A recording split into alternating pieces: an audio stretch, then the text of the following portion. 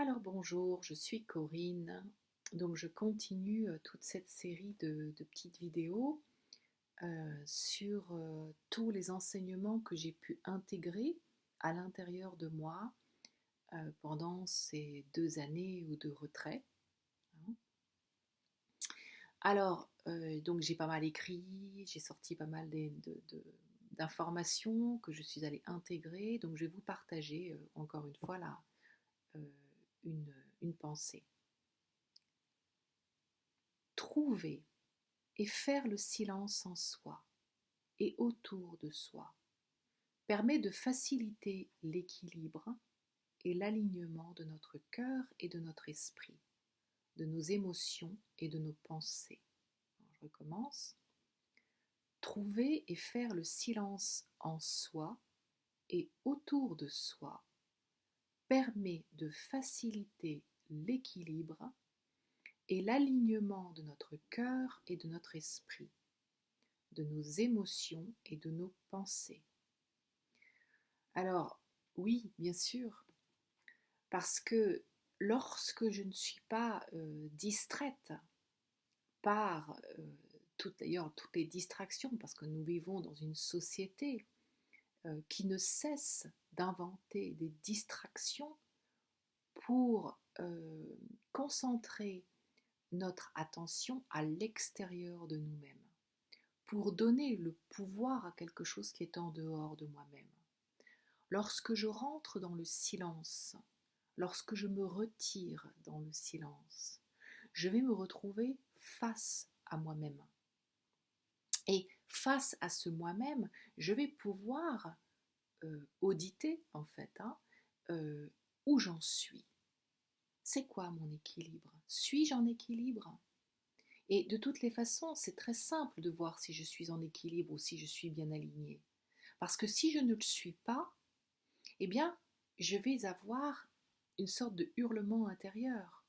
Lorsque je ne suis pas alignée sur ce que je suis vraiment, eh bien, ça veut dire que je laisse le pouvoir à cette part en moi qui pense être humaine et mortelle, qui pense devoir passer par la souffrance pour comprendre, qui pense devoir passer par le manque, le besoin, la peur pour pouvoir avancer. À partir du moment où je me retire et que je vais me rencontrer à l'intérieur de moi et que j'audite ce qui se passe à l'intérieur de moi, je vais faire le point et je vais voir, eh bien finalement, de quoi est-elle composée ma gouvernance intérieure?